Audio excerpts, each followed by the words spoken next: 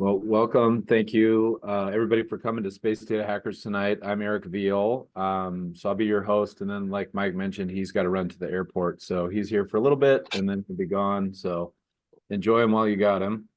So just some super brief intros between for Mike and me. I just got involved in this group this year, so it's been very fun to be involved in it. I was looking for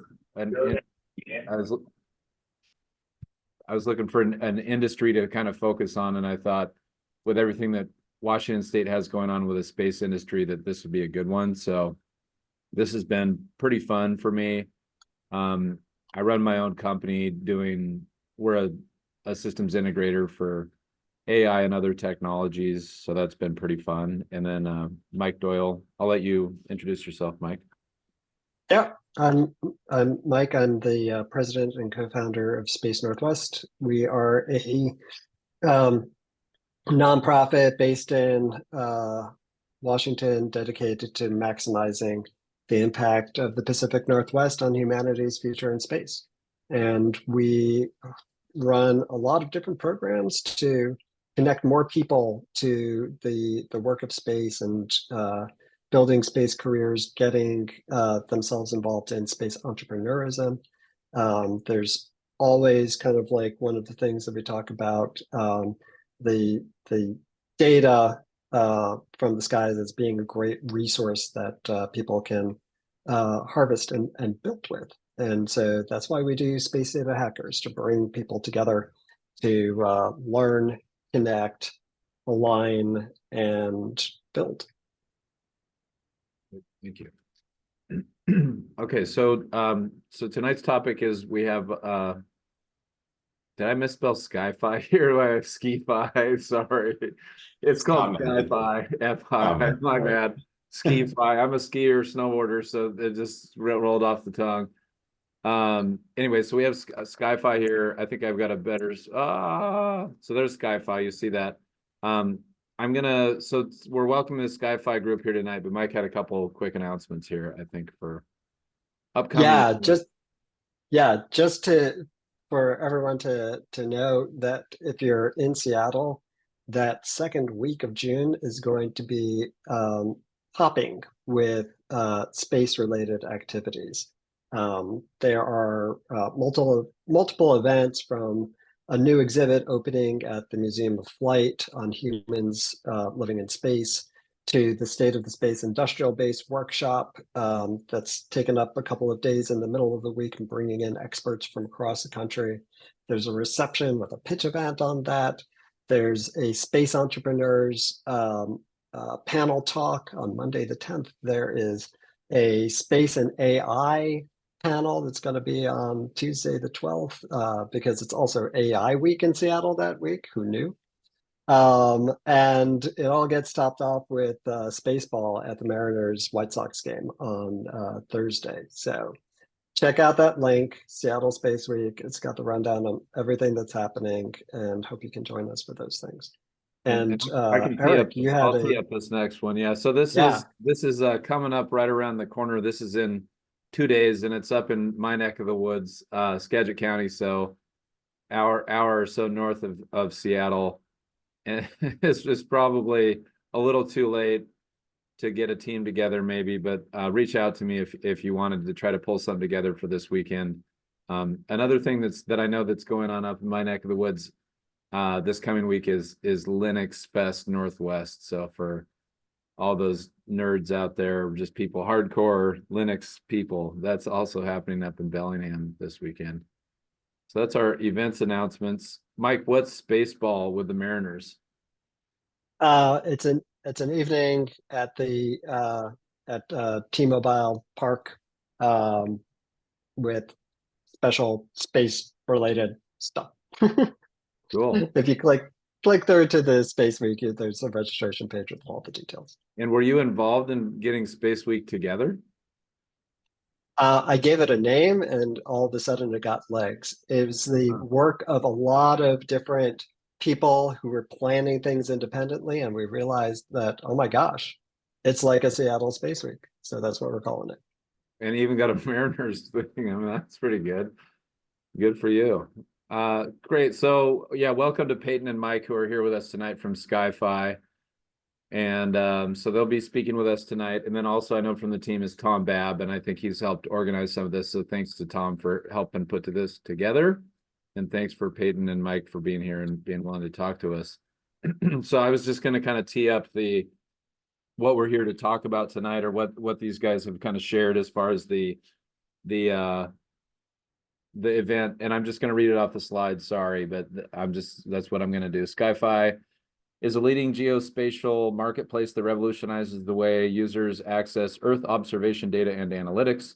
Their platform, which includes commercial and open data, offers a comprehensive range of Earth observation imagery from over 100 satellite and aerial imaging assets through a user-friendly mobile desktop and API solution. With a commitment to, so this is obviously about SkyFi. So that's this part, and we'll get into what the talk is in just a minute. With a commitment to simplifying complex processes, SkyFi aims to provide users with advanced post-processing and analytics management tools, empowering them to make better informed decisions across various sectors, ranging from mining and agriculture to emergency response. And then for the talk tonight, we will focus on the analytics side of the platform. SkyFi not only provides access to a wealth of data, but also allows individuals and organizations to train models using this aggregated data. With SkyFi's single API, users can seamlessly tap into multiple data sources, eliminating the need to search for and connect with disparate providers. Through the SkyFi platform, users can then deploy and monetize their data models, fostering a vibrant and innovative ecosystem of data-driven solutions. This unique approach enables a wide range of applications and fosters a community of space analytics entrepreneurs like ourselves who can contribute to the analytics store and thrive in an ever-growing market. So first, Peyton, welcome to Peyton. Say hi. Hi, everyone. Thanks for having me. Would you like me to give the highlights of my background? That might be easier. Yeah, why don't you do that? Here's your slide. You be you. Yeah, so hi everyone. I'm the product manager for the analytics side of our platform at SkyFi. I've been here for a little over a year and a half and based out of Atlanta, Georgia, although our company's headquarters is in Austin. My background's in mechanical engineering, graduated from Florida Polytechnic University, and got experience interning at NASA, at Generation Orbit, which is working on the Air Force designated X-60A. And then after graduation, I went to Virgin Galactic to work in mission control and in thermodynamics. Went to a different startup and then found SkyFi. And it's been a blast really connecting all of the random things I've done into one story and helping companies that create our analytics to tell the story to other people that don't necessarily have a background in space. And I'll pass it to Mike. Thanks, Eric. Thanks, Peyton. And yeah, thanks for having us here. I'm Mike Panos, VP of Ops here at SkyFi. Was one of SkyFi's early employees, originally as Chief of Staff when I joined the company, and then moved over into the Ops role. So I'm responsible for our daily operations and the product teams, as well as all of our back office functions here at the company. Come from a military background, spent 10 years on active duty in the Navy, was a Naval Academy graduate, mostly out of San Diego. After I went to flight school, I flew helicopters, aircraft carrier deployments, one deployment to Iraq with a special operations team, and then got out, went to business school at Harvard, and moved down to Austin, where I joined a company called Spark Cognition for a few years, which is an industrial AI company doing some program management, product management, and ops and strategy before coming over to SkyFi. So really nice to meet you all, and thanks for this. Welcome. So I think with that, I'll probably pass to you guys for next steps, or do you guys need to share a screen? Yeah, we've got some slides, so I'll go ahead and take over screen sharing and we'll go into it.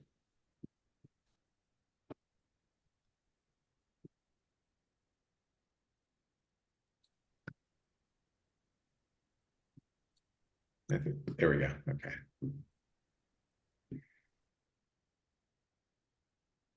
Okay, hopefully everyone can see the slides, and feel free to jump in with questions during this. No need to wait till the end with the questions. Just go ahead and, yeah, no need to raise your hand either. Just go ahead and shout it out. So we want to start off with kind of framing the problem with the Earth observation industry and how you access data for different applications. So for anyone who spent a bunch of time around the industry, it's a pretty antiquated process in order to actually get your data. So let's say you're an enterprise or an individual user who has a project where you think you need some Earth observation data. You probably can't, or maybe you can use Google Earth. Maybe you decide you can't use Google Earth. It's not recent enough.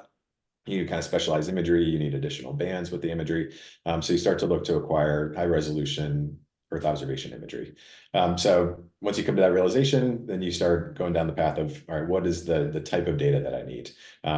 There's multiple resolutions, sensor types, as many of you are probably aware of, whether it's synthetic aperture radar, optical imagery, multispectral, hyperspectral, and all the niche sensors that are going up that are going to have really interesting capabilities like thermal and LiDAR, and some of these methane detecting satellites that are launching this year. So once you narrow down what type of imagery you're looking for, then you enter the sales process. So if you go to a large satellite company who are typically going after government contracts, really large enterprises, you're going to talk to a salesperson. They'll ask you for your use case. You'll go through several emails and iterations of phone calls and meetings, trying to learn about exactly how much data you're going to purchase from them. The pricing will be hidden from you until you're kind of towards the end of the process, back and forth via email. And then they'll ask you to commit to a large minimum. You start reading through the agreement, and there's multiple layers of it. There's complicated licensing, and then if at any point in that process you realize that maybe that sensor isn't working out for you or that provider, then you start back over. Maybe you make it through and you get your data, but it's generally a long drawn out process for governments, enterprises, and individuals to access. So that's kind of the traditional Earth observation data market, for someone who's looking to acquire for whatever their use case may be. So where SkyFi comes in, the origin story of SkyFi is we have two co-founders. Bill Perkins is a natural gas hedge fund trader out of Houston. He was trying to acquire a lot of imagery for his hedge fund. They were imaging natural gas well pads around the country, and someone walking around with $1 million check going to satellite operators saying, who is willing to sell me data? And he's flying around the world to talk to satellite operators. He is, on the phone. He's on, this is a guy who's, does not have the patience to be on a phone call with a salesperson explaining his use case, why his hedge fund needs satellite data. So he decided, hey, I'm going to start a company where we make this easy. And he teamed up with our now CEO, Luke, the other co-founder who came from a military background, a lot in kind of autonomous aviation, electric aviation, who kind of had a thesis around, if you're flying these drones and electric aircraft, there's a play to acquire a bunch of data about the Earth at the same time. So they came together, started on the harder aspect of it, which is really starting with the space data to bring that to the world, and started SkyFi really to make it easy for users, the end user, to actually acquire and use data, with the thesis that if you make it easy, people will find really interesting things to do with that, both on the actual end applications, but also on the analytics that will power those. And that's kind of where a lot of this conversation will be tonight. Once Peyton shows off more of the analytics platform that she's built out. Is really, how do we empower an ecosystem of people to access data and then build applications that will be used by thousands, hundreds of thousands of people around the world. So what we're building is the world's geospatial hub. So Earth observation data, and that's from multiple sources, whether that's satellites, which is kind of traditionally what folks would think about for geospatial data. Now there's stratospheric balloons that are capturing imagery at ultra high resolution, and aircraft. So that's both fixed wing aircraft and drones that are capturing data that can be uploaded into SkyFi. And essentially, we are building this market, two-sided market of the suppliers and the end customers. And then the analytics side of things. So this is really where we see the future of Earth observation.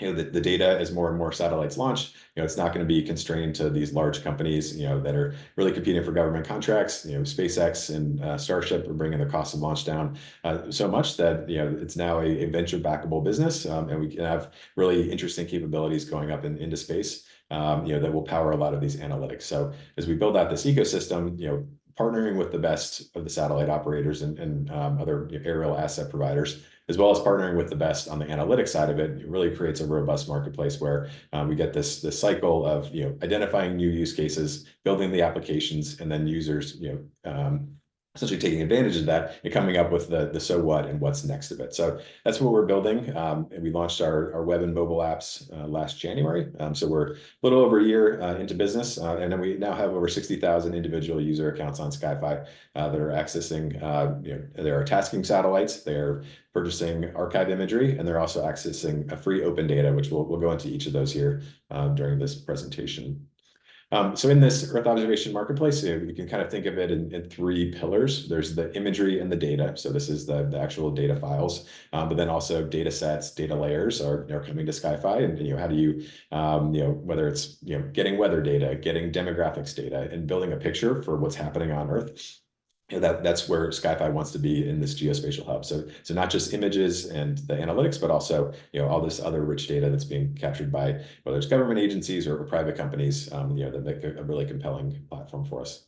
The analytics portion of it. So one of the other theses of SkyFi is we'll never be smarter than the crowd. So we don't intend to hire all the data scientists to build all the applications for all the use cases, because we can never find and hire enough, and we'd probably go broke trying to hire all those data scientists for that. So by partnering with companies that are really hyper focused on specific use cases and are building best in class analytics, we can bring that into the ecosystem and allow customers to find those analytics and get imagery, get it analyzed without ever leaving SkyFi and needing to deal with multiple vendors, deal with multiple contracts, or large minimums for that. And then there's the platform. So we'll show a demo kind of towards the end of this presentation that highlights what we've built here on the web and mobile apps.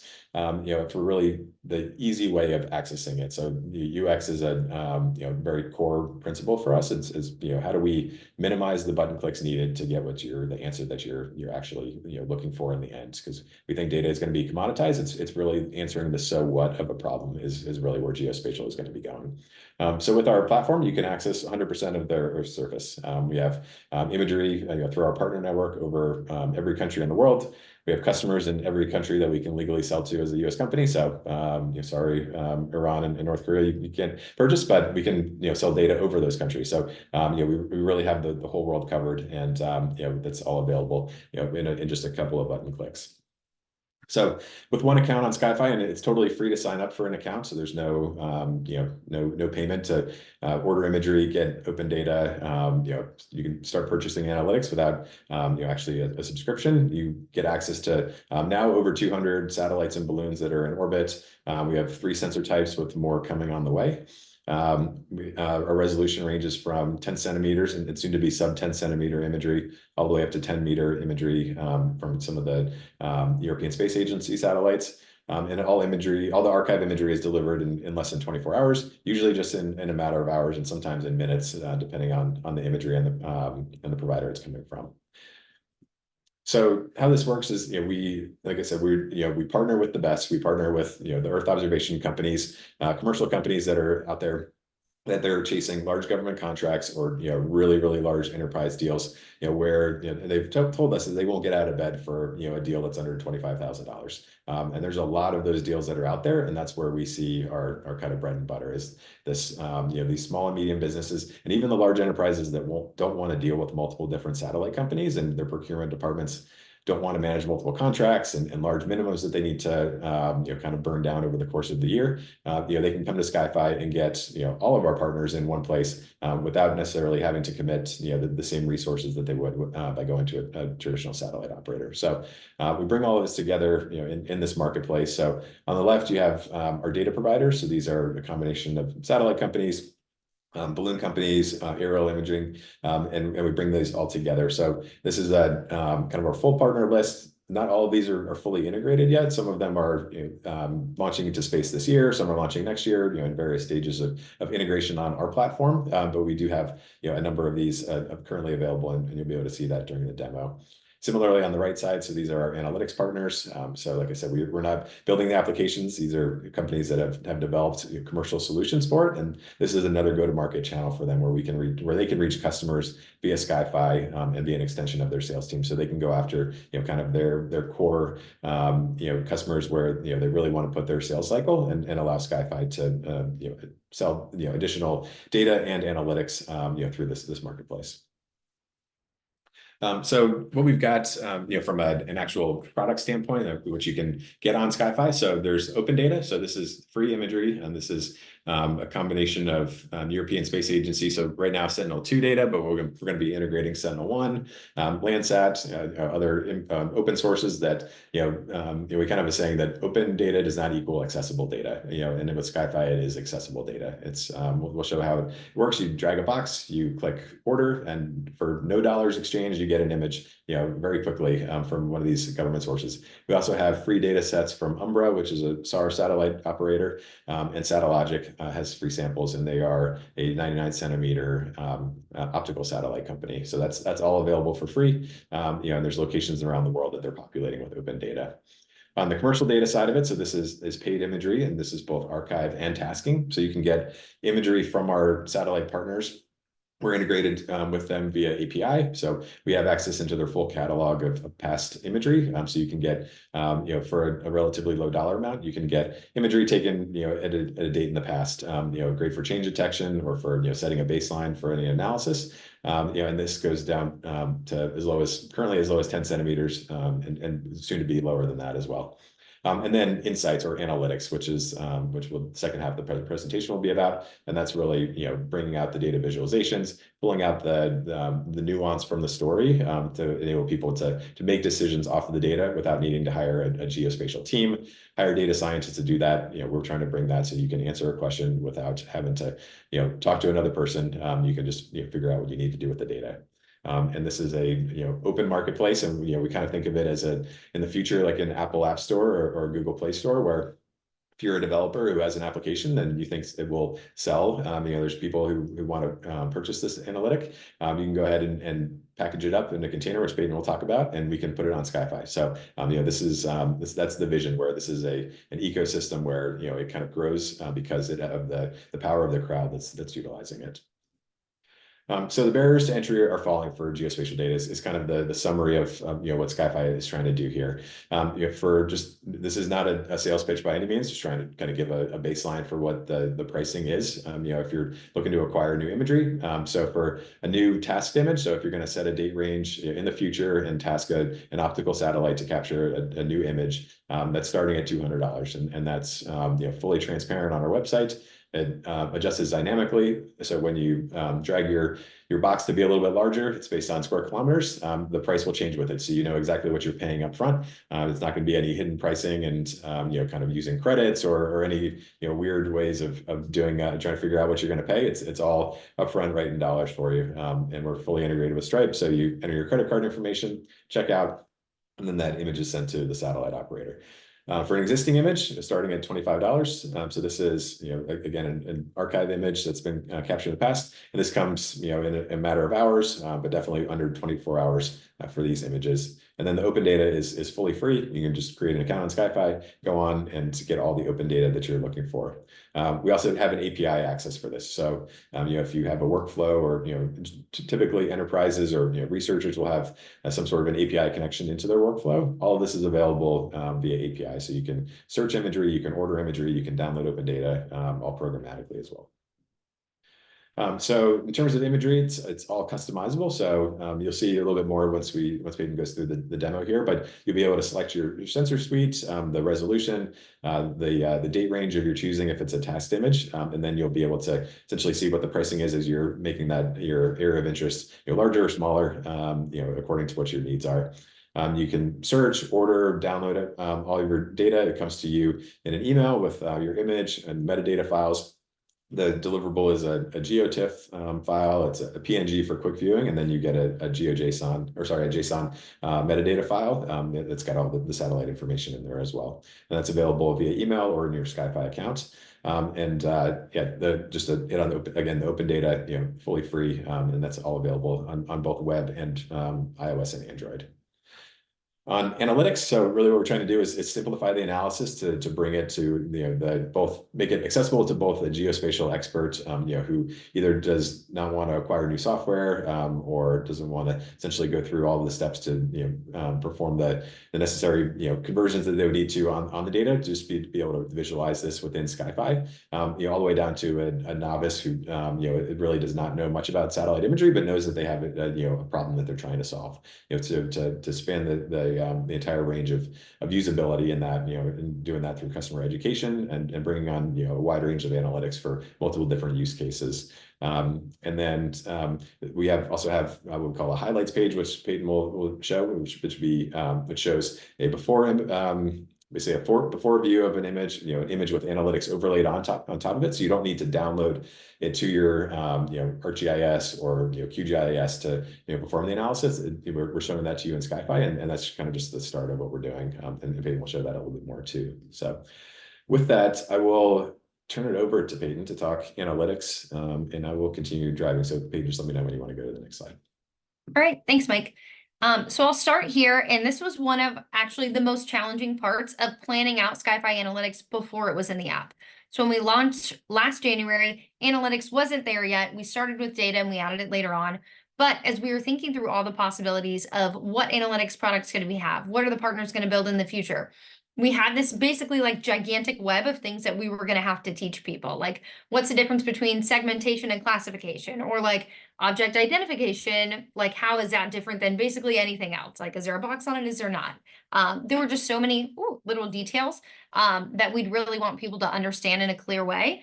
And the first draft of what we had basically had a full novel of what somebody needed to know. But by breaking things out into categories, we could simplify them and build out education tools around those different buckets and help people figure out what they needed.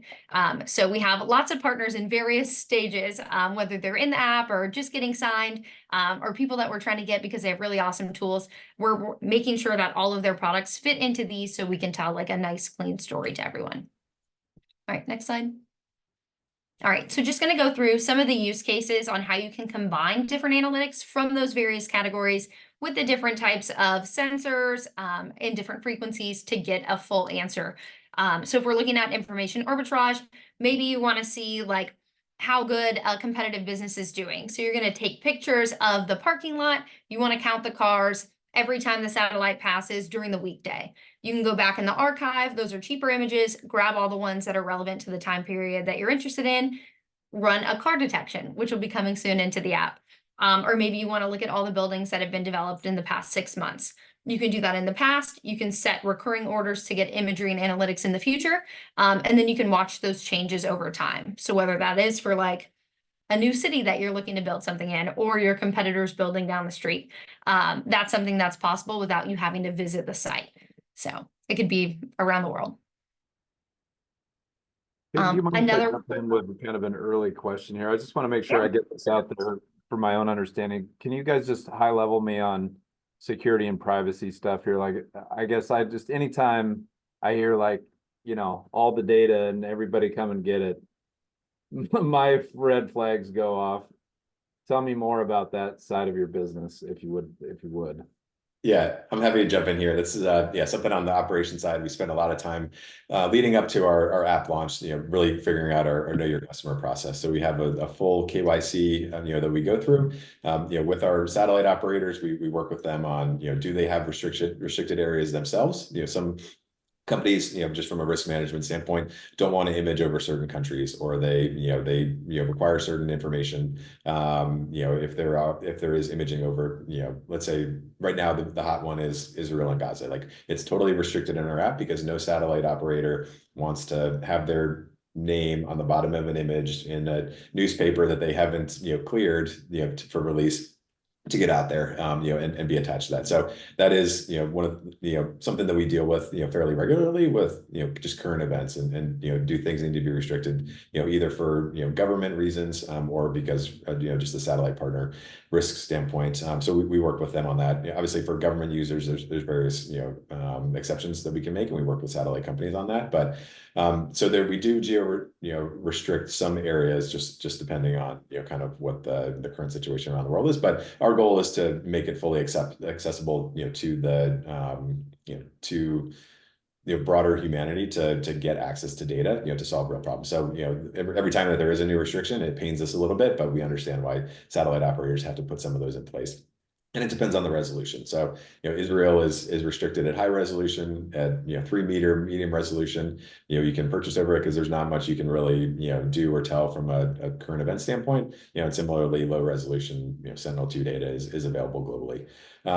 on the customer side of it, so the end user, which I think is really where your question is going, and how do we vet users? So we have this KYC process where every time that someone comes into the SkyFi app, we're doing IP-based filtering on are they located in a country where we can't do business with. So that's the Iran, Syria's, North Korea's of the world, where it's there's a Department of Treasury restriction on doing any business with those. So those embargoed countries, they automatically hit a thanks for viewing SkyFi. You're not able to proceed, essentially, message that they get.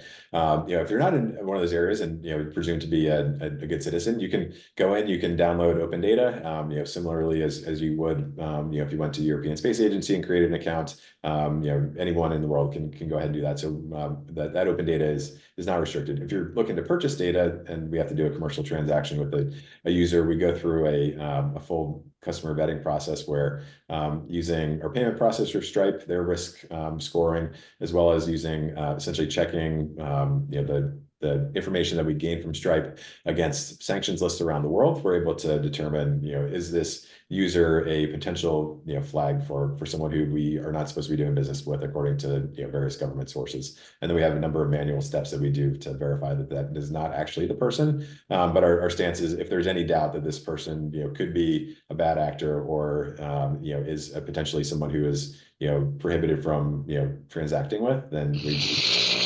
So that's kind of our thesis around not allowing taking the stance that people are good as they come in, and then until we have reason to think otherwise.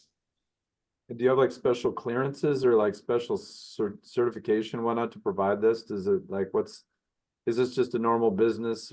Is this normal private sector kind of thing going on? Yeah, normal private sector thing. So the satellite operators, if they're US based, they'll need to get like a NOAA license and do all all their certifications with the various government entities to make data available. And then we're essentially tapping into kind of what has been a traditional reseller network of imagery that's more established, and really trying to make it easy for that. So that's where we come in. So yep, normal business transaction from an overall information security standpoint. We're about to start our SOC 2 audit, so we do take privacy and controls very seriously in terms of customer data, and we really don't capture Stripe as our payment processor handles bank information. All we get from users is a name and an email address. So we're not storing personal data. We're not selling personal data. We don't tell our satellite operators who the end user is. That's something we take very seriously. It's kind of the traditional reseller market is passing along those customer names, which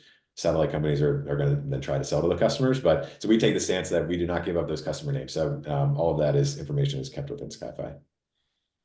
Back to you, Peyton. Sorry for the question. I was just curious. Yeah, that's a great one. Yeah, great questions. Keep them coming. So to hit on this next one, just another example use case. General monitoring, you can obviously use it for the ones listed here, but just a personal example, I recently bought a house on the beach in Mississippi. There is a beach there. It's relatively nice. I'm from Florida. That one's better. But I wanted to make sure my investment wasn't totally going to get washed away with a hurricane. So I can see how the coastline has changed over time. If there was a backyard in my condo, I can run NDVI and see if it was acceptable to grow plants there.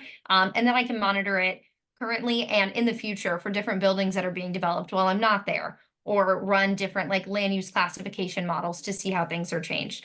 So you don't necessarily need it for a business. You can use it for your own personal reasons as well.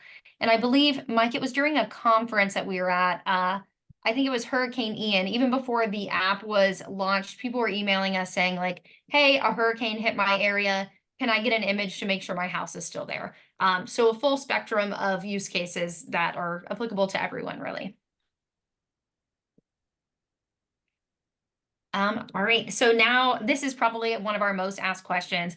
How are you guys different than Google Earth? And the main thing is that we are way more up to date. We're way cooler, but it's also just that you have so much more opportunity and optionality with us.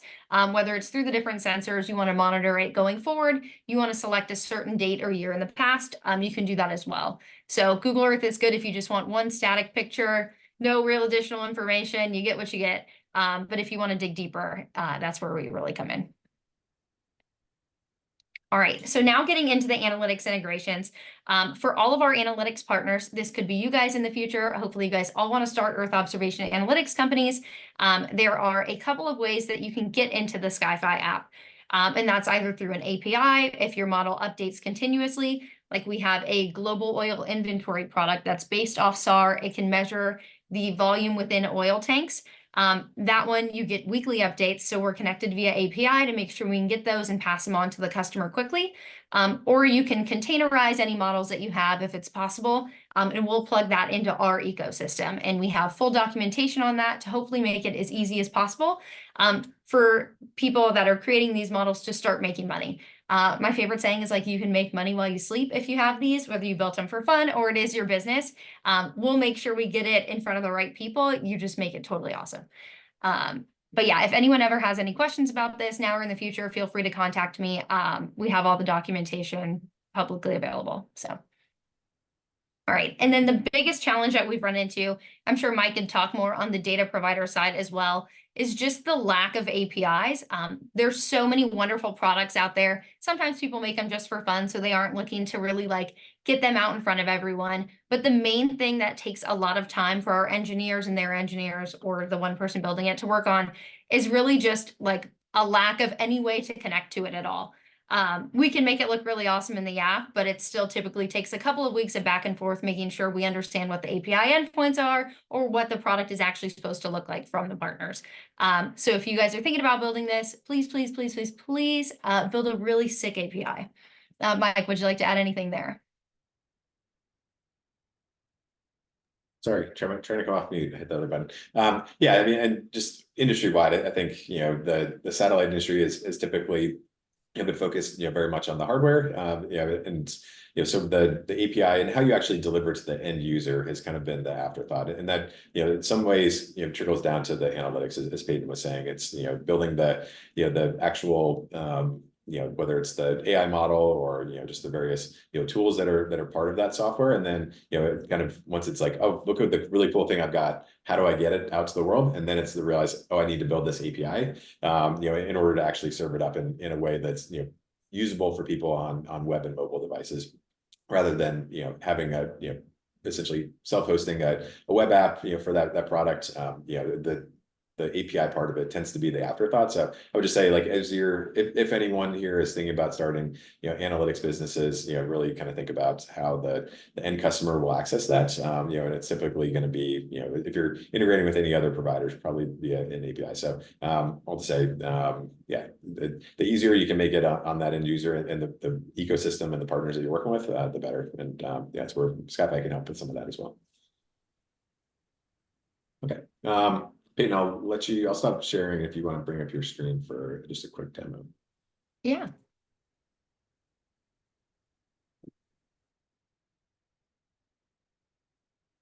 All right, and the perk of it being such a user-friendly product is that the demo is typically pretty quick, but we'll go ahead and start here on our welcome screen. It'll just suggest the different paths to you, but we're going to go ahead and start here with tasking a satellite. So that does mean ordering an image from a date in the future. You'll actually like move the satellite basically with your order, which I always think is super fun as somebody who like grew up being a full space nerd. But you can search for any place of interest. So I will pick Gulfport, Mississippi, as that is currently one of my favorite places on Earth right now since it's new. But to select the date, you literally just open up the calendar. I'll select May 8th through the 18th. Click done. You select which sensor you want, and we do have sample imagery just for easy viewing so you can understand the differences in resolution all over the same stadium in Austin. So I'm going to select daytime, very high. You can have top priority if it's something super urgent or like a safety critical post-disaster use case. You can also select to make it recurring if you'd like. And then we do have some advanced options here to select a provider if you are a bit of an advanced user, and you can select the cloud coverage as well. But you can either move the AOI around, you can select various shapes, or you can upload your own.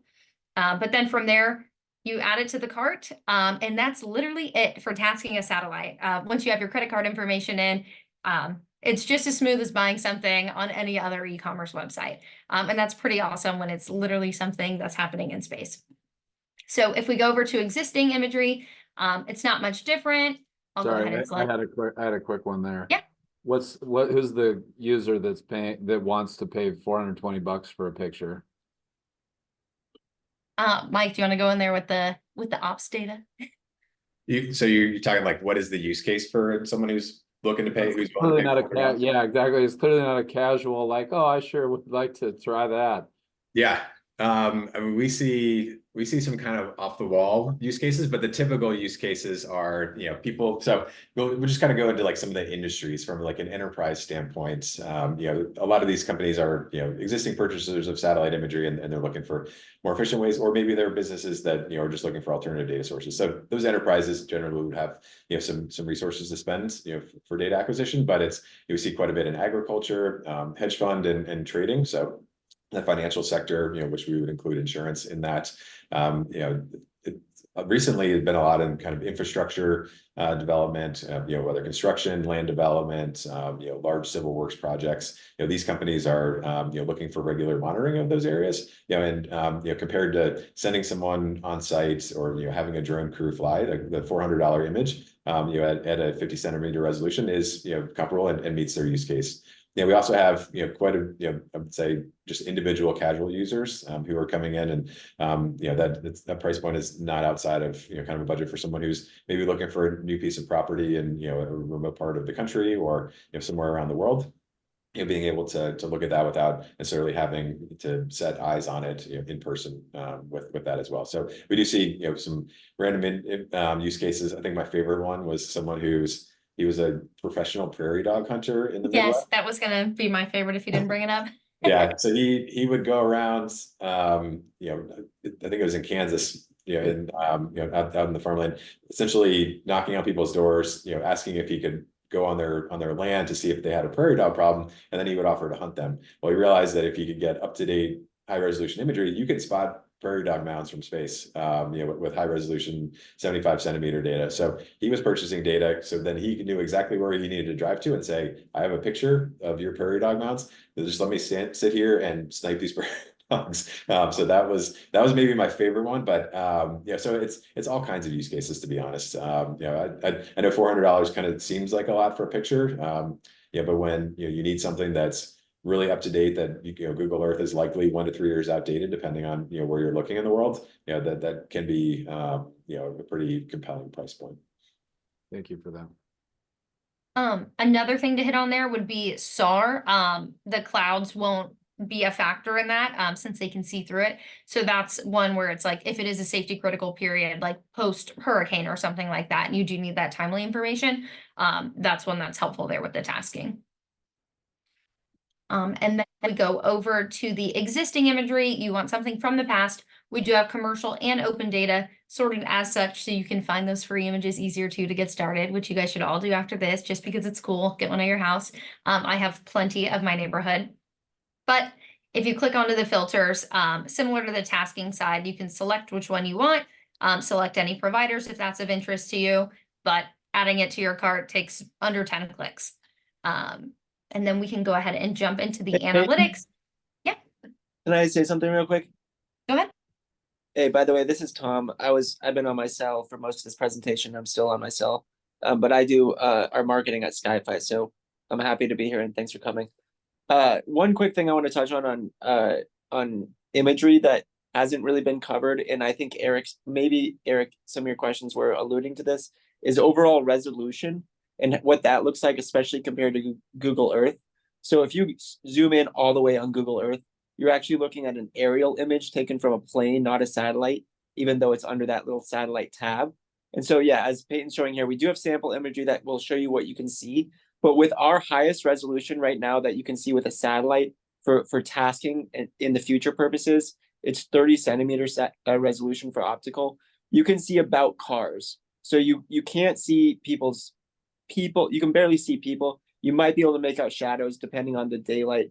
But overall privacy, like you're not able to, see what you can see on Google Maps. You can't read people's phones or do anything on like a scary privacy basis on that.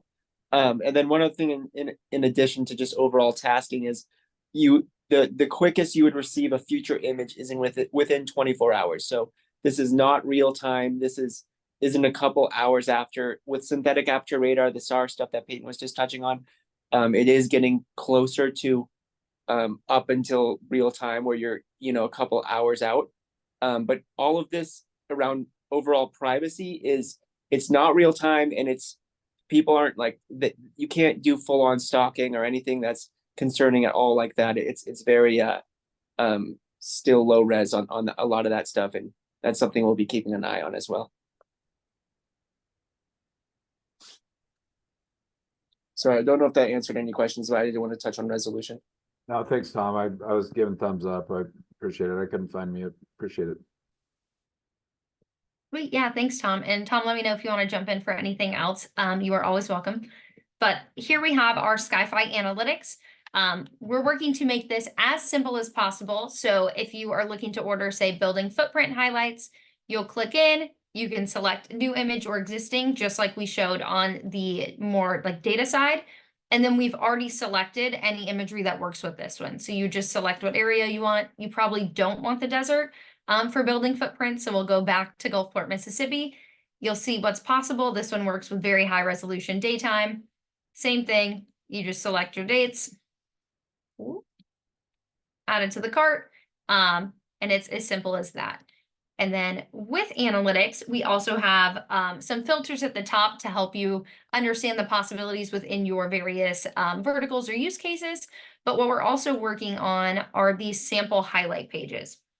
And as Mike mentioned earlier, we're just trying to make it as simple as possible without you guys having to download, look through the folders before you understand what you got. You can see it in-app in a low resolution version. Just click around, get some highlights pulled out of it, and then go from there. So this is our building footprint highlight product. You can pull out the building count, area size, density percentage, and then you see these different stereo buttons here. So you can see the base, the analytics layer, and then of course that split view, which is just really nice to see the overlay happen of all the different buildings as well. One that doesn't include the satellite imagery, but is still based off Sentinel that has a pretty interesting highlights page would be our land use map bundle as well. So this breaks up the map into 14 different categories of land use. So if we go to the highlights page here, you'll see one that has a lot more data. So if we scroll down, you have the table that has the percentage change between 2 years for your area of interest. So whatever the partners build, we work with them to pull out those highlights from the deliverable and just show it in this easy to view version here. And this is also helpful because it works as our sample within the app. So here you can see high density build went down within this area over the 2 years, and you can see that change based off the legend here. So we're really just working, as I said, to communicate the expert created analytics into something that makes sense for everyone. And we're also working to do that in the description pages here. So we work really closely with the partners to understand exactly what their product does. A lot of these people have spent like years working on this from their own research or with their company. So we ask all the dumb questions for everyone else, and then we turn that into a description page that totally makes sense. So here, just to highlight a few other ones that are interesting, we have the vessel detection and classification, and this will classify it into different types of ships. So not only does it detect it, it'll break it out, and then the highlight page will show you the different count of each one here. And then a couple that are coming soon, but I'll tease it here, an exclusive, would be our hyperspectral analytics, and that will be material detection, or basically like a chemistry barcode scanner from space. So say you wanted to find like all of the lithium, we have different categories of materials that it can detect. So we have like the target material of lithium, we have co-occurring minerals that might like lead you to the right area, and then things that could be confusers of it. And then our hyperspectral analytics uses obviously hyperspectral data.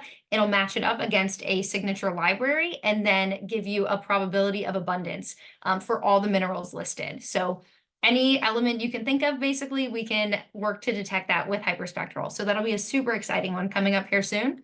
And another one that we have coming up will be our underground moisture analysis. And this uses L-band SAR to see at a minimum, I believe, like 10 feet underground. So that'll be good for if you are like airport management. You want to see where your taxiway is going to have like soil moisture under the ground that's going to ruin it.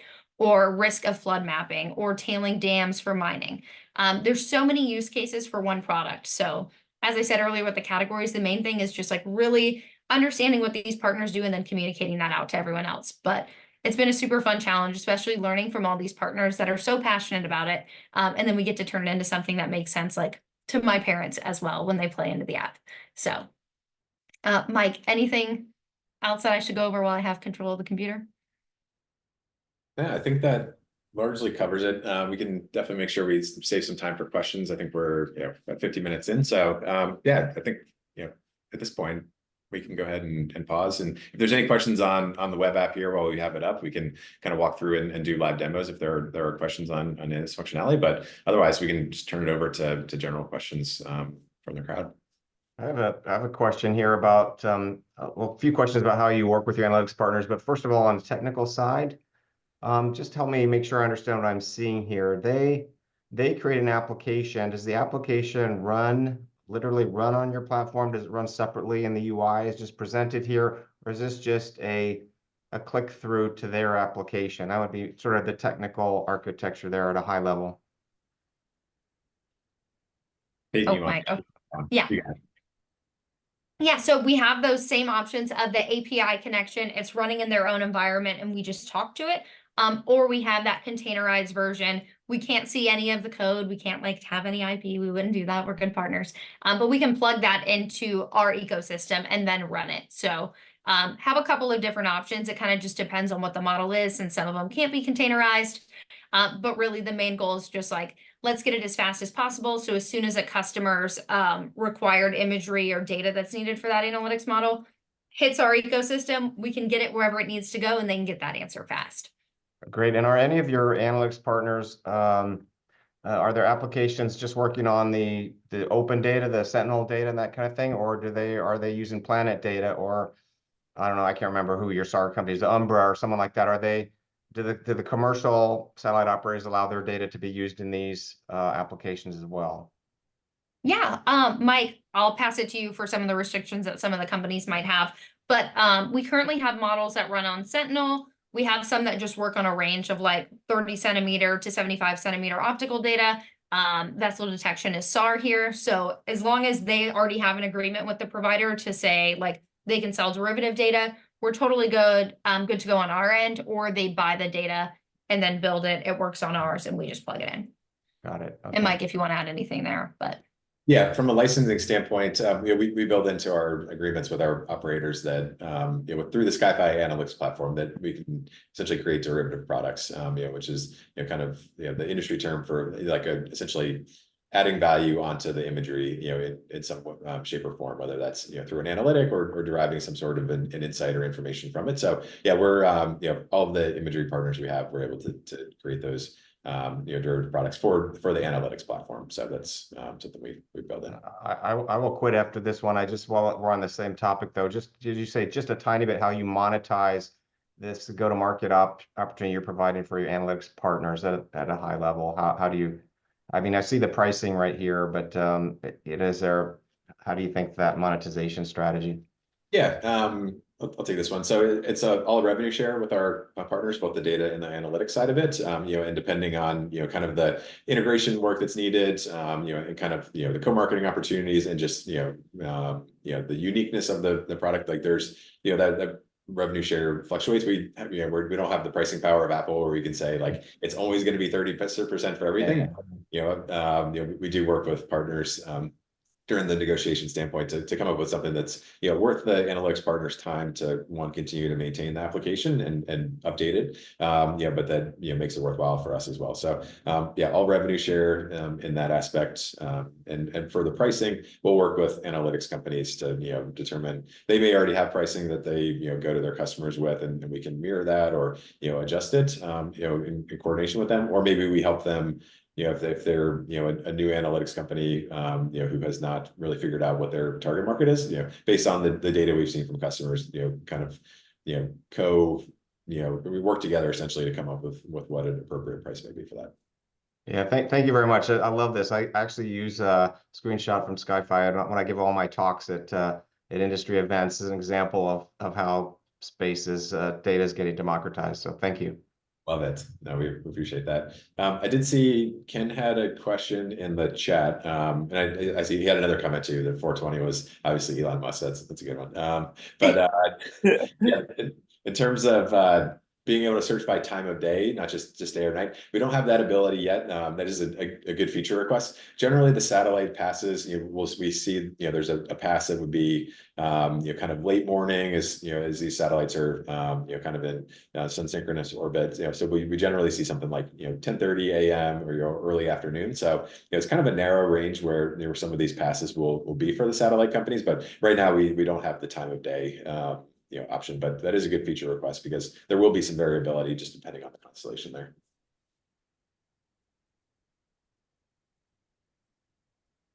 More feedback from him. I'll just read it out loud from the chat. So Ken says calendar selection should make it easier to select specific days, not just ranges.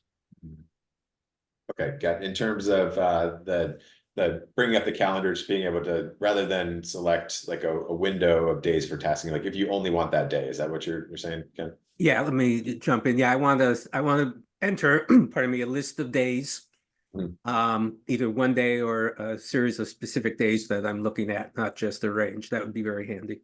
Okay, yeah, and that's something for at least two of our providers. We're working through some technical integrations with that to be able to offer a specific. You'll essentially choose your satellite slot. It's basically like booking a. I don't know I'm trying to think of like a good analogy there. It's kind of like booking a flight in a way. Like you are selecting like that specific pass, and you are saying like I want that time.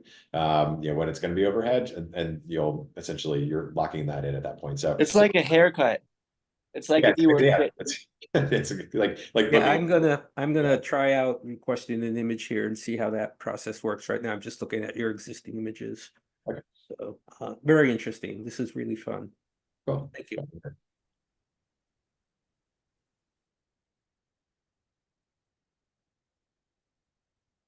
Yes, if no one else does that, I have another one. So you talked up front, Mike, about well, as we all know, the EO industry they make buying so difficult. I don't understand how they get away with it, but the licensing is a huge challenge. So, and I haven't gone through. I've played around with the platform a little, but I've never gone through and tried to buy anything. So, what kind of license restrictions will I have to sign up for? Is there a click-through license, and how do you possibly manage the incredible, crazy licensing that a planet or someone's going to put on you and get it to the end user? Or are you restricted enough in the way that you use their data? Maybe you only sell to people for less than 25K, or you're not cannibalizing their core enterprise business or something like that, so that they're okay with simpler license terms. If you could just talk through how that works for the user and how you manage that complexity under the hood. Yeah, absolutely. That's a great question. Yeah, the licensing aspect is something that we spend a lot of time on in during the contracting process, and very early in SkyFi, as we're kind of figuring out how we want to be positioned with satellite companies, but also with the end user is we didn't want to have 20 different EULAs, end user license agreements that a user needs to check every if there's a new provider and they want to buy it, like now they need to accept another one. Like it's the very clearly we wanted to be single EULA. So that's what we've got. And we negotiate with partners, and it has been a sticking point. And sometimes we've had to walk away from, deals and that we come back to later, once we, have a little bit more, now that we're 2 years in the company, we're, able to have a little bit more, clout. Yeah. And I mean, we're still like, a small fish in the big pond of some of these companies, but we do have market traction, and it's interesting for these providers. So, we do come back to the table with them around that, but it's a single EULA. So when you first purchase imagery, you will, just essentially, EULA is there to read, you check through and for that. But really the only restriction that we put on users is you can't resell that image downstream. So you're purchasing a license to the digital download, so you can't resell that license downstream, but you can create derivative products with that data. So you can create an analysis, you can use it in like a report as long as it's cited well, and monetize that downstream. You just can't actually sell the image with the metadata, the full complexity of this GeoTIFF file. You can't sell that, but you can create analysis on it. The only one that's a little weird is Planet. They have some restrictions, so you can purchase it, you can do in-house analytics, you just can't sell analysis on Planet data. That's the only one where it's a little bit weird, but we're working with them to try and get that loosened, and over time I think we will get there. But just as we that's something that they just take a hard line on with all of their reseller partners. Hey, I'll June, throw I have a something. question for you. Eric, go ahead. I was just thinking of your Portland project that you shared with us previously. When you caught a glimpse of some of these analytics that they were showing, is that like new and different signals that you could have integrated into your heat dome thing? you think? I'm just curious about that. I thought of you when we were looking at some of that city stuff and counting buildings and whatnot. Yeah, thanks, Eric. Yeah, it's definitely thinking about some of that. And they're showing some of the maps and thinking about some of the heat maps and tree canopy cover. And that kind of makes me think of a question as well. How far back does your data go? So it's 10 years, 20 years? So right now for high resolution data, with anything less than a meter or so, we go back to 2020, but we are going to be integrating Landsat that's going to go back the full decade span of that data, and we're going to be ingesting additional Sentinel-2 data going backwards as well. So currently it's sort of limited back to 2020, but that's something we're working to change as well. So we do realize that's kind of a hindrance not having that full archive in there. If I wanted to position you or distinguish you a little bit in my mind from folks like Skywatch or Orbital Insight or someone like that, is there any, maybe it's too complicated for this call, but is there any quick points you'd want me to have in my head? Yeah, I mean, so Orbital Insights, I would say they're very much on the analytics side of it. So, less, about acquiring data. They have the full in-house team of data scientists, and they are trying to build full suites of applications. And they've kind of taken the approach where, they want to be the full, have that full suite of it, rather than the partnership approach. So across multiple verticals, I guess. What's that? Across multiple verticals? Yeah, across multiple verticals. That's hard to do.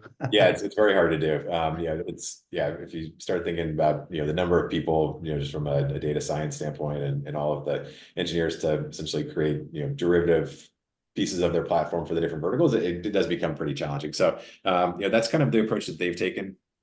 From a competitor standpoint, to be honest, like Skywatch is a competitor of ours, Up42 is a competitor of ours.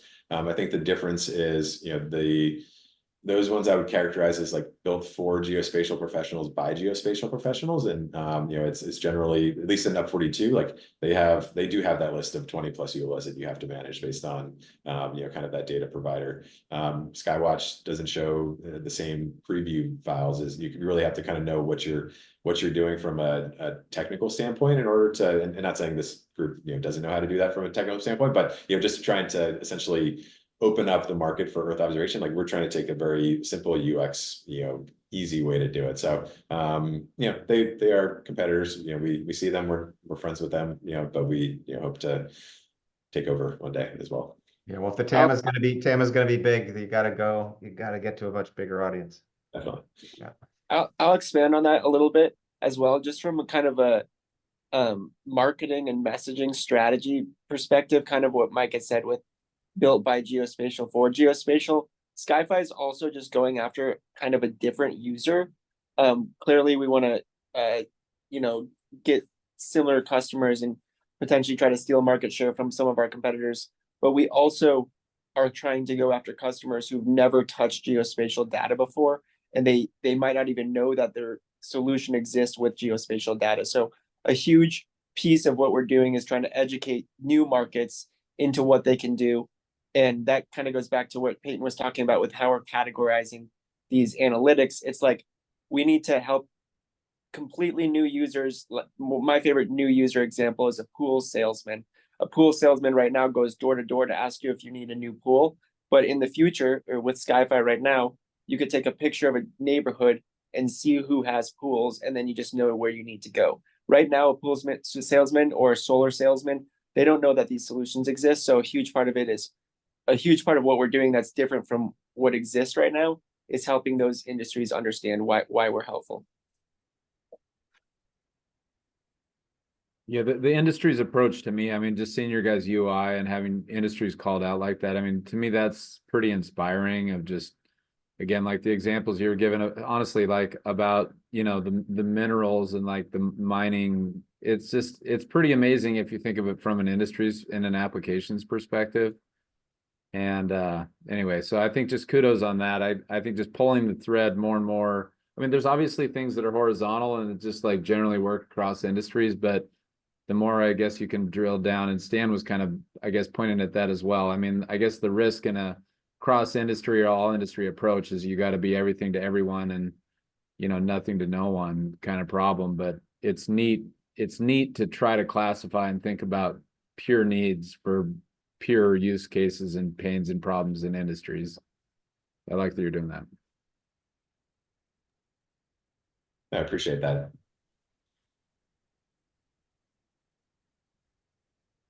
Okay, one last thing I'll plug real quick.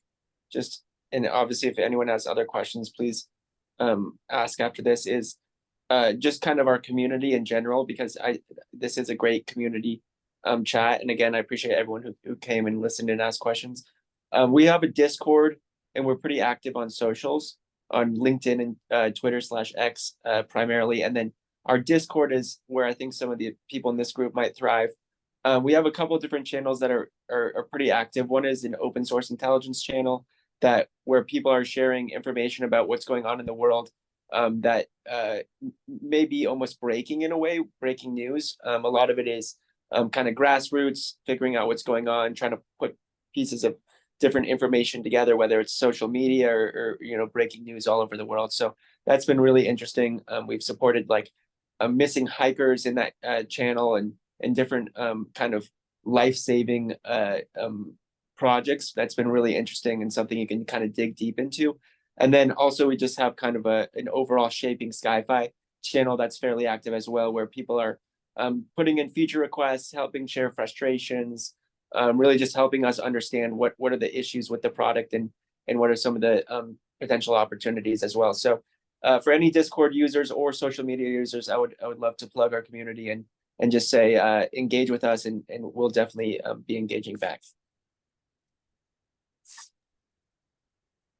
And to double down on what Tom said, as the resident product person here, if you do see anything in app that you're like, man, I wish this was better, or wow, I think this would be really cool, don't hesitate to tell us on LinkedIn, Twitter, you can email us, whatever it is.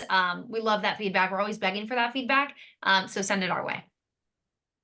So I should tell you guys, you need to pay me a marketing fee. So I have this talk that I give frequently. My next one is at a conference, aerospace conference coming up here next month. And I have this thing where I go through and teach them all about the space industry and Earth observation too. And then I have this slide that comes up and I show SkyFi.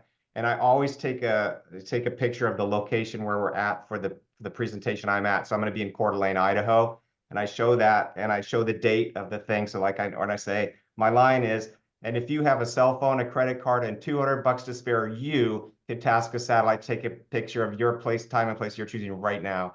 And so that's the thing I do to just give an example. So I use you guys all the time. Hope that's okay. Dan, I'm going to contact you after this, and we're going to talk. I'll settle for a t-shirt. I'll settle for a t-shirt like Mike is wearing. We got you. We take on a like actual business level though. We're very interested in overall attribution and have a pretty. This is kind of moving away from satellite, but into business more. But we have a pretty robust attribution system, which is hard in e-commerce and data and overall traffic. And so I'd be very interested to kind of track what you're bringing in, and we can, you know, we have that type of those type of capabilities. So let's talk. Okay. I'm mostly joking, but I do that, but it's fun. I like what you're doing. I'm just nerding out now on the marketing side. I see Ken's comment. Yeah, send us some UI tips and feedback on that. Yeah, we can get you a t-shirt. No problem there. Yeah, there's endless. UI is my thing. So yeah, excellent. And it's you'll never satisfy everyone or me, yeah. But it's not bad. I gotta say, it's not bad. I'm having I'm having a good time here. Excellent. But I'm gonna put one more in chat. Okay, excellent. Yeah, feel free to send it all our way. We love it. Yeah, our front end team will be they'll be cursing it. No, I'm kidding. They'll love it. It's great. Well, I know it's getting pretty late out in the East Coast. You got one, June? Go ahead. Yeah. Actually, I was thinking the same thing, Peyton. It's pretty late out there, and your neck of the woods, 3 hours ahead. But my question was, Peyton, when you were showing those different kind of satellite images, and there's one that you talked about that can see 10 feet underground. I thought that was pretty cool. So two-part question. First of all, how's that done technology-wise? And second of all, what other futuristic type of technologies do you all have out there? Hey, I dibs the futuristic, but Peyton, you could take the first one. Yeah, so the first one, that is one of our partners that uses L-band SAR. And I'll actually pass it over to Mike to give the good SAR explanation, because that is definitely outside of my scope of analytics. But they use a satellite constellation that we don't actually have access to within our app. So they are one of those derivative products. But that one, they can measure the soil moisture, which is pretty interesting because obviously, like optical, you're not seeing anything under the ground, or same with hyperspectral. But yeah, Mike, putting you on the spot for that one. Yeah, you're kidding. L-band and SAR putting on the spot. I actually just got the Astera rundown. I can answer this unless you have a real good L-band knowledge that I don't have, Mike. I mean, I know the general sense of it, but Tom, go for it. You have the marketing angle. Okay, you can fix my problem here if I screw this up. Sorry, I didn't catch the name of the person who asked this question, but synthetic aperture radar is this product SAR that we've referred to multiple times, and it's one of the products that we sell.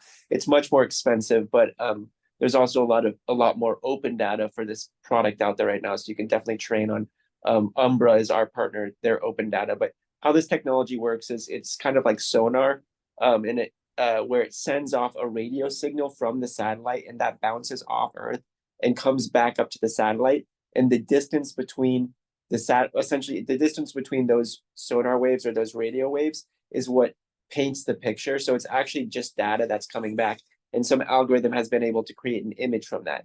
The L-band SAR that they're referring to, and our partner is Astera, which creates this soil moisture content analysis, which also does a lot of other things. That's just how they market it. That essentially does the similar radar bouncing off of the Earth, but it can soak. I mean, they use the word soak, which I thought was interesting, but it can essentially soak into the ground deeper than just bouncing directly off the ground, like you'd think essentially a radio wave bouncing off a wall. It can go deeper into the ground, as deep as 10 feet. It does depend on the soil, essentially content. So I forget what they said, but I think concrete is harder to go through than sand or something like that. So you can think about kind of how those waves would soak through the ground, but more or less these waves are penetrating into the ground, and that's how you're able to make out these images. And the use case that our partner had demonstrated for me that I thought was really interesting is giant sinkholes in the ground, especially on highways. I saw some really damaging images. Some of them were 20 feet across, full cars in the sinkhole. And these would be preventable by essentially taking this radar image of the ground, it's soaking into the ground, seeing through that 10 feet and being able to tell you different areas on the ground through this heat map visual that are sensitive or potentially unprotected. And then, sorry, while I have the mic here, I'll touch on what I think is the most exciting stuff, and maybe Mike and Peyton have better futuristic ideas coming out, but this is really what Peyton's working on right now and really crushing is hyperspectral imagery. So she mentioned that we can see different minerals and those type of things in mining. That is really interesting. So you can essentially take a large picture of the ground and say, here's what we think different minerals are. That's just the starting point for this. And the reason we're doing that is we have a lot of data on these regions. So that's why we're starting with mining, but we're going to be getting into more detailed analysis that you can look at. So the most popular one that we talk about internally is seeing meth labs from outer space. And this one's, somewhat, I would within a couple, I don't want to give a timeline on it, Payne won't get mad at me, but it's within reach here. And more or less, if there is an element or a product that exists in the world, it could be a drug, it could be plastic on the ground, it could be minerals, it doesn't matter. If we can measure the hyperspectral signature of that, the spectral signature, we can compare it against a database and find it in a satellite image. So essentially the analysis looks like an anomaly. So you see an image, it's not necessarily black and white, but it could be black and white. And you can say, okay, in this image, all of the white is the element you're looking for, and all of the black is everything else. So, there's so many possibilities there. Obviously, the meth lab from outer space is extremely, thought-provoking and potentially controversial, but that type of technology, I think, is going to be insane. And we don't know what people are going to do with it yet. Yeah, thank you, Tom. Really appreciate it. Yeah, my name's June. I asked that question, and you got exactly what I was thinking. Yeah. Being able to see things that are not visible with the naked eye. It's pretty awesome. Yeah. Yeah, I think I'll just where I think the industry is going. Aside, this is kind of separate from the sensors. Actually, kind of what you can see. It's going to make this really interesting. From both businesses, but individuals and kind of government uses of how satellite data is actually getting it down to earth. Is there's been trials, it's not commercialized yet, is essentially laser comms, so laser links between ground stations and satellites, where you can get near instantaneous data feeds, which will enable things like kind of full motion video being potentially downlinked from space, by being able to between satellites, essentially use laser links between satellites to bounce around the satellites that are in orbit and downlink. Maybe we only want to downlink it in the United States, and you can redirect it to a ground station in Arizona where it's always sunny, and you're using the speed of light here to pass this data across, and then picking it up using essentially high speed internet the other side directly into a processing algorithm, and you can get images in minutes compared to what may be hours to another day, just based on when a satellite is going to pass over the ground station next, and be able to downlink the full data package and get it processed. So I think that's going to really change the game, is like you being able to task a satellite, get a command to the satellite, and get that data back in a matter of minutes. Yeah, and to jump. Oh, yeah, go ahead. Go ahead, you add, Peyton. My question's different. Okay, I'll make it quick. But since Tom's already stole my favorite one of hyperspectral, I would say just being able to really connect these stories into pre-packaged suites of tools for people. I feel like the main one for me, having grown up in Florida, is the disaster management, whether it's pre or post disaster, helping people to understand the full magnitude of what happened and who needs help first, will be really cool to make that as simple as possible for those organizations.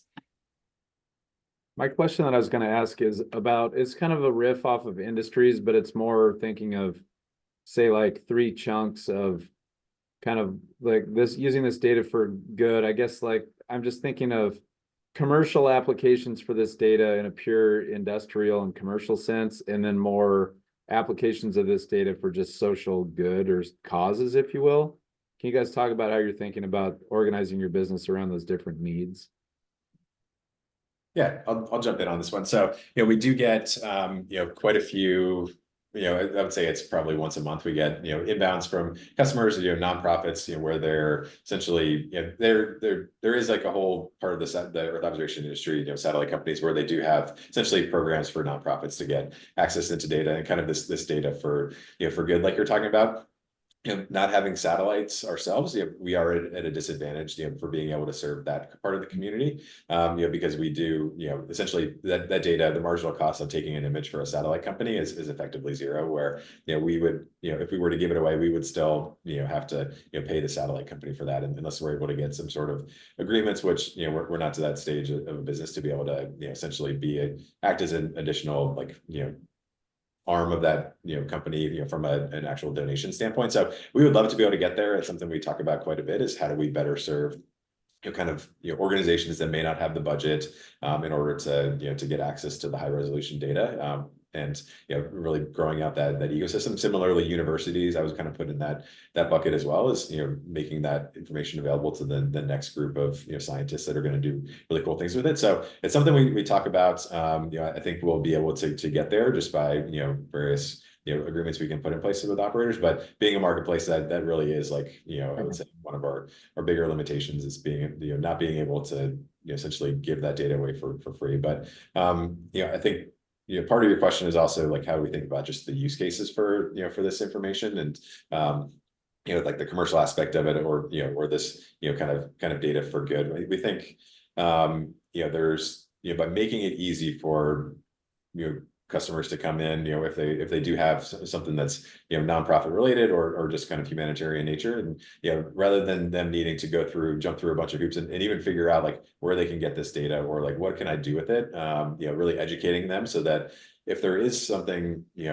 a disaster for whatever reason, like the first thing they think about is like, oh, geospatial data, like I could solve a problem with that, rather than necessarily needing to kind of go out to various other groups and try and solve it a way that it's essentially trying to bridge that education gap, so that not to like essentially for us to turn a profit on those those cases, but really just to make them aware that, hey, this tool is available. It's like it's another tool in that toolkit. So I don't know if I really answered your question, but in terms of like how we think about those use cases, there's so many of them, and I think we can package analytics and data in a way that would actually serve those users pretty well. Well, yeah, I think the part about your guys' business model where you have a hard cost kind of thing. Like I worked for Tableau, the data analytics company, and they eventually created Tableau Foundation, and they but again, they didn't have hard costs. It's just handing out licenses, more or less.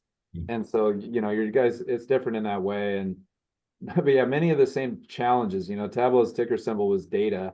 And so you have something that's this broad, or it's just like all this data about all the earth for every person in industry and every use case, this and that, like, plenty of challenge, and sounds like a lot of fun too. Yeah, absolutely. I'll just add one quick thing on that in terms of just like trying to do good in general. One thing that we're advocates for, and again, we don't have any hardware in space, so it's harder for us to push these decisions, but we're definitely advocating for, is just opening up more data. So right now, Sentinel-2, which is what we have on our platform, and we also want to integrate something called Landsat. Those are two satellite constellations that are in space right now that take, I don't know if it's a constellation or one single satellite, but it takes an image of the Earth every 5 days. And sometimes it's cloudy in some locations, sometimes it's not. So that's free. It's on the platform. That's made available by ESA, and then USA. And I believe NASA also has a satellite that has free data as well. And then on top of that, our partners, we're also trying to work with our partners to open up more data. So Umbra is a great example. Umbra, I think they've done over $4 million in free data that they've released. This is the synthetic aperture radar data that can see through the clouds and essentially does the radar stuff. And they have a ton of open data, and we're trying to kind of organize and work with our partners to get more open data out there, just so people can train models on this, essentially build the solutions we're talking about, and then also access the data free of charge for good. So they're like for doing good, not for always. But that's kind of one other thing we're trying to advocate for.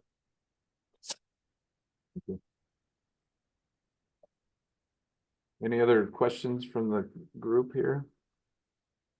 Any questions from the SkyFi team to us about just feedback and thoughts, and I guess Seattle or anything similar?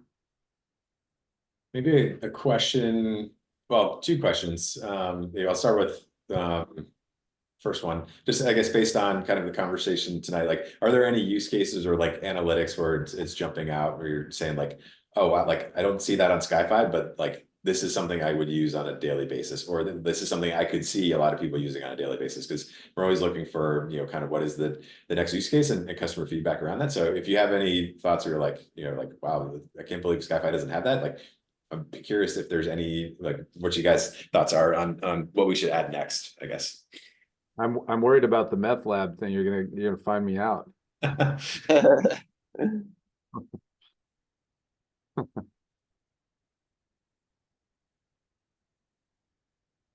I mean, one thing, I live on an island.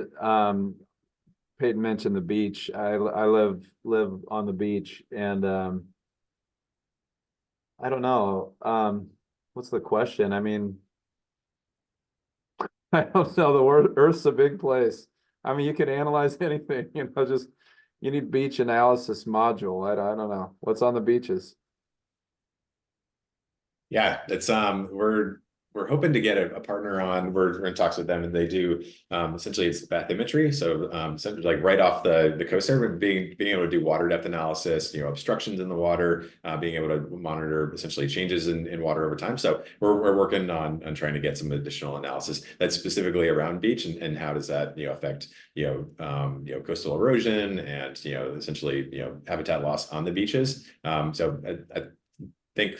I don't really want to put a timeline on it, but sometime this year, I think you'll see some more beach analysis coming. I just generally, I'm fascinated by I heard this blue tech word recently, which is like water tech or the ocean tech, this and that. And then there's ag tech. And, it's kind of like just for every one of those, you guys have a overlay of that seemingly of just some angle at industries. It's fascinating. It's good for you. That's a huge compliment to us. Thank you.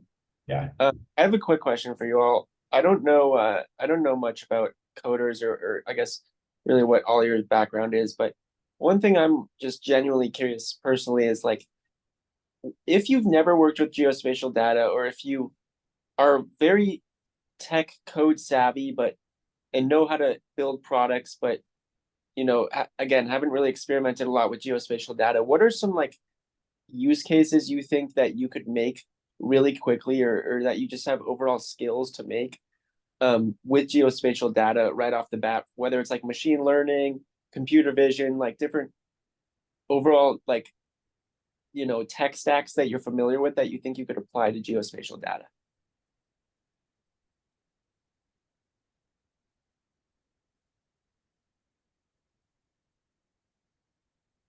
I'll talk so it's not too awkward, but I think that in my case, when I think about it, I think of photos and videos, it's expensive data, right? It's big data for the most part. And so I think for me as a developer, I'm kind of not that kind of developer. I don't do much with photos and videos because I think of that as just media production, But obviously there's an AI side of that Google or whomever showed us originally with people and pets and all that kind of stuff. But I mean, I don't do that commercially, or not commercially, but from a consumer perspective. But boy, I mean,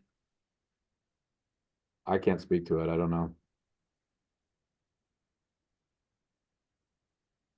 Let's get back to kind of what Tom was saying about working with our partners to essentially get more open data out there too, because like you said, it's big data, it's expensive, to essentially acquire, to help this, build those applications. Like the startup cost to build some of those can be quite steep, for just independent developers. So yeah, as we continue to work with partners on these open data programs, that's good feedback for us that we can kind of point to, saying there would be more people using the data if we build analytics, and we need to kind of have chicken or the egg. It's you can't have analytics without having people with training data, and people aren't going to be able to get training data unless they have a way to essentially get funding for that. So the more we can kind of kickstart that with open data programs like what we're doing with Umbra and Satellogic, I think we can help accelerate some of that and kind of bring some ideas and just make it easier for people to actually start.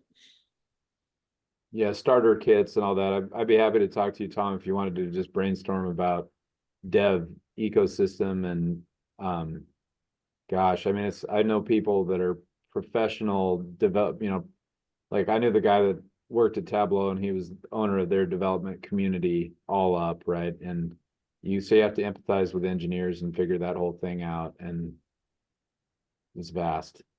I'm really interested in just how you talk about this stuff. It probably seems obvious to you all on the words you're using the words you're choosing to use when you're talking about our product. I'll give you an example. Eric, you said something like water tech, and then you said ag tech, and there's probably another 10 in your mind that you think of in our category. But those kind of keywords in phrasing and messaging is really interesting to us right now because we're trying to figure out how to position this in front of the right people that it clicks with. So if you know what ag tech is, and we say ag tech, now you understand what we do in, you know, that vertical. And so just some of the stuff that might seem obvious, I'd be very interested in any feedback around just overall messaging. Yeah, I mean, let's talk. I'm happy to spend an hour with you, Tom, and just talk about it. Like, there's so much territory here. No pun Great. intended. I think this is good. Well, let's wrap it up. Thanks for our guests. Thanks for SkyFi for coming, and thanks for everybody else for being here. Thanks for a good session, and we'll be in touch soon. Thanks all. Yeah, Thank you. That was very good. Thanks, everyone. Yeah, this is awesome. Thanks for the invite. All right. Bye.